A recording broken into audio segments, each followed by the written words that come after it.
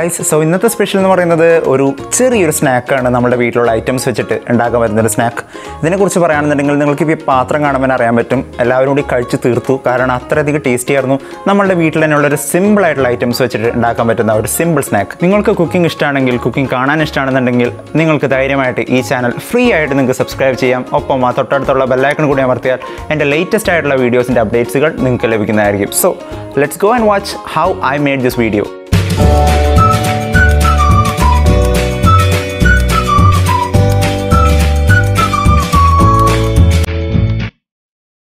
Guys, അപ്പോൾ ഇതിൻ്റെ preparation എന്ന് പറയുന്നത് വളരെ എളുപ്പമാണ്. ഞാനിപ്പോൾ ഇവിടെ 2 ഉരുളൻകിഴങ്ങ് ഞാൻ റെഡിയാക്കി വെച്ചിട്ടുണ്ട്. ജസ്റ്റ് ഒന്ന് കുക്കറിലിട്ട് വേവിച്ച് വെച്ചേക്കുന്നതാണ് ഈ ഒരു ഉരുളൻകിഴങ്ങ്.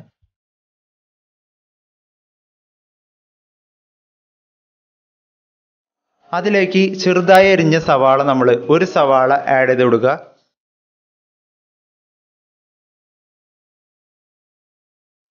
അതിലേക്ക് 1/2 ടീസ്പൂണോളം ജിഞ്ചർ ഗാർലിക് പേസ്റ്റ് ആഡ് ചെയ്ത് കൊടുക്കുക. 1/2 ടീസ്പൂണോളം പെപ്പർ പൗഡർ, കുരുമുളക് പൊടി നമ്മൾ ആഡ് ചെയ്ത് കൊടുക്കുക. 1/4 ടീസ്പൂണോളം ഫെനൽ പൗഡർ, പെരിഞ്ജീരക പൊടി നമ്മൾ ആഡ് ചെയ്ത് കൊടുക്കുക. 1 ടീസ്പൂണോളം ചില്ലി ഫ്ലേക്സ്. ചില്ലി ഫ്ലേക്സ് എന്ന് പറയുന്നത് നമുക്ക് ഈ കടയിൽ നിന്നൊക്കെ മേടിക്കാൻ കിട്ടുന്ന നീളം കൂടിയ ഒരു മുളകാണ്. അത് നമുക്ക് കടയിൽ നിന്നൊക്കെ പാക്കറ്റ് സൈസിലൊക്കെ മേടിക്കാൻ കിട്ടും. ഒന്നിട്ട് കൊടുക്കുക. ഏകദേശം ഒരു 1 ടീസ്പൂണോളം. 1/4 ടീസ്പൂണോളം ടർമറിക് പൗഡർ, മഞ്ഞൾപ്പൊടി നമ്മൾ ആഡ് ചെയ്ത് കൊടുക്കുക. 1/4 ടീസ്പൂണോളം ഗരം മസാല ആഡ് ചെയ്ത് കൊടുക്കുക.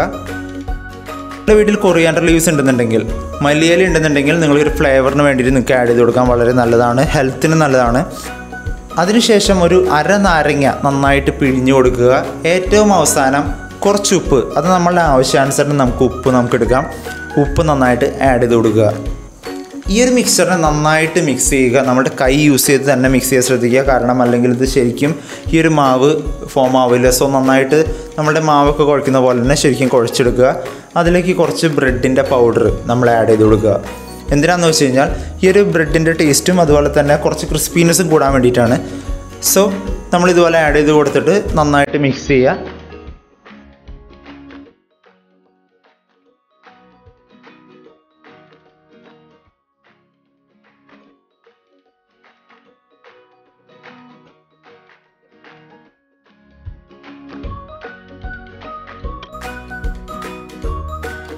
സോ ഇതിനൊക്കെ ശേഷം നമ്മുടെ കൈമ കുറച്ച് എണ്ണ പുരട്ടുക. എന്നിട്ട് ഇതുപോലെ ഈ മാവെടുത്ത് നമ്മുടെ കൈമ വെച്ചൊന്ന് പതിപ്പിച്ചതിന് ശേഷം നമ്മൾ നേരത്തെ ഉണ്ടാക്കി വെച്ചിരിക്കുന്ന ഒരു മുട്ട ഇതിൻ്റെ ഇടയിൽ വെച്ചിട്ട് ശരിക്കും ഇതുപോലെ ഒന്ന് കവർ ചെയ്ത് കൊടുക്കണം.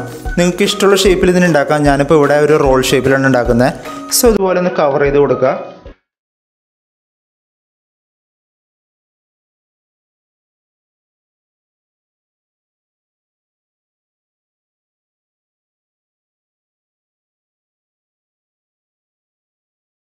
എന്നിട്ട് നമ്മൾ നേരത്തെ ഉണ്ടാക്കി വെച്ചിരിക്കുന്ന ആ ഒരു ബ്രെഡിൻ്റെ പൊടിയിലേക്ക് ജസ്റ്റ് ഇതുപോലെ ഒന്ന് മുക്കി കൊടുക്കുക.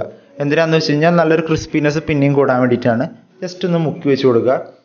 ഒരു 1/2 മണിക്കൂറോളം നമ്മൾ ഫ്രിഡ്ജിലൊന്ന് വെക്കണം. കാരണം അല്ലെങ്കിൽ ഇത് പൊട്ടിപ്പോകാനുള്ള ചാൻസ് ഉണ്ട്. സോ ഒരു 1/2 മണിക്കൂറോളം നമ്മൾ ജസ്റ്റ് ഒന്ന് ഫ്രിഡ്ജിൽ വെച്ചതിന് ശേഷം നമുക്കിതിനെ വറുത്തെടുക്കാൻ പറ്റുന്നതാണ്. സോ 1/2 മണിക്കൂർ ഇപ്പോൾ കഴിഞ്ഞു. ഞാനപ്പോൾ ഇതിനെ ജസ്റ്റ് ഒന്ന് വറുത്തെടുക്കുകയാണ് ഒരു ഗോൾഡൻ കളർ ആവുന്ന രീതിയിൽ. അല്ലെങ്കിൽ നിങ്ങൾക്ക് കുറച്ചും കൂടിയും ഒരു ഡാർക്ക് കളർ വേണമെന്നുണ്ടെങ്കിൽ കുറച്ചും കൂടി നേരിട്ട് നിങ്ങൾക്ക് വറുക്കാം.